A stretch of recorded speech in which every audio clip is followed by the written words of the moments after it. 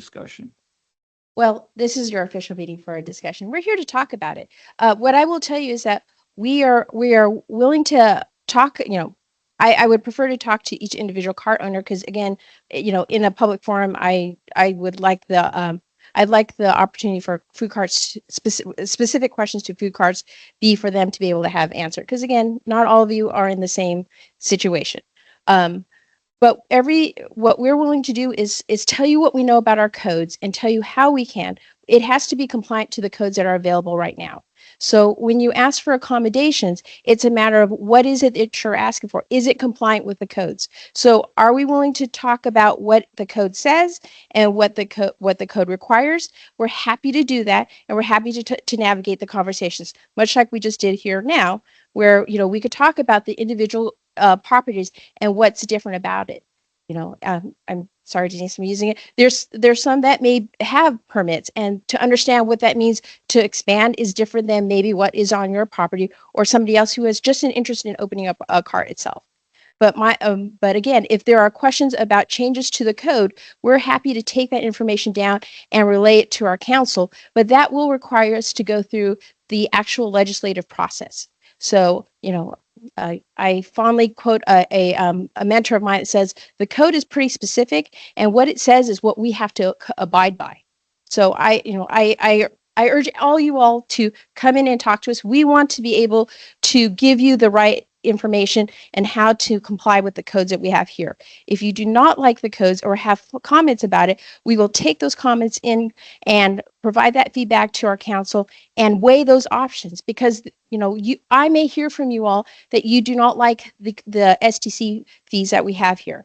We will relay that to our council, but the council will have to balance, how does the STC fees for a food cart compare to a brick and mortar, and is it fair?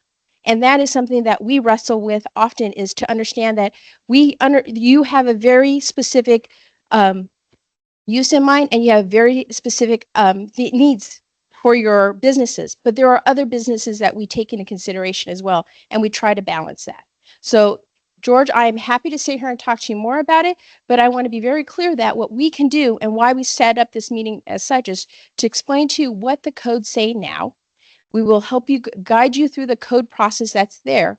And then we will follow that up with a conversation with our council to say, here's what we heard about parts of the codes that folks don't like.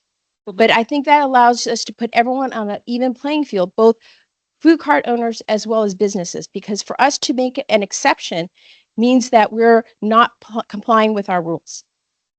Okay, well then if you're not willing to organize a meeting, if we would get together, the stakeholders that we could find and set up a specific meeting for that, would you come to that meeting and have that discussion with all of us if we organized it?